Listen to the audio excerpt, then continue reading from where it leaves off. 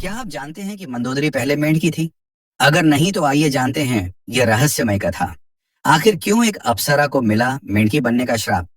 प्राचीन समय में मधुरा नामक एक अप्सरा थी जो अपनी अद्वितीय सुंदरता और माता पार्वती के प्रति अटूट श्रद्धा के लिए जानी जाती थी। एक दिन वह कैलाश पर्वत पहुंची, केवल एक ही इच्छा लेकर, माता के दर्शन। पर उस समय माता पार्वती वहां नहीं थी। जब मधुरा की नजर ध्यान मग्न भगवान शिव पर पड़ी तो वह उनकी दिव्यता और तेज से मंत्रमुग्ध हो गई।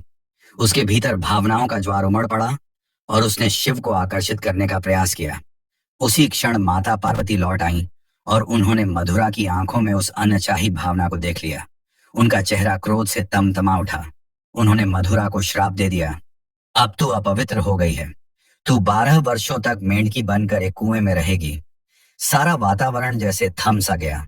तभी शिव ने शांत स्वर में माता से विनती की, यह एक सच्ची भक्त है, बस एक क्षण की भूल हो गई है। महादेव की करुणामयी वाणी ने माता का हृदय पिघला दिया और उन्होंने श्राप की अवधि 12 वर्षों से घटाकर 1 वर्ष कर दी। मधुरा ने उस 1 वर्ष को कठोर तपस्या में बिताया। अंधेरे कुएं में वह अपने अपराध का प्रायश्चित करती रही। तब से उसकी आत्मा तप कर निखर गई। उसी समय मयासुर और उसकी पत्नी हेमा संतान प्राप्ति के लिए तप कर रहे थे।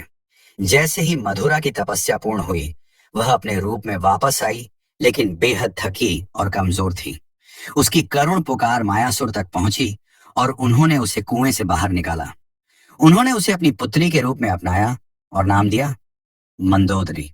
समय के साथ मंदोदरी रूपवती और गुणों से परिपूर्ण बन गई।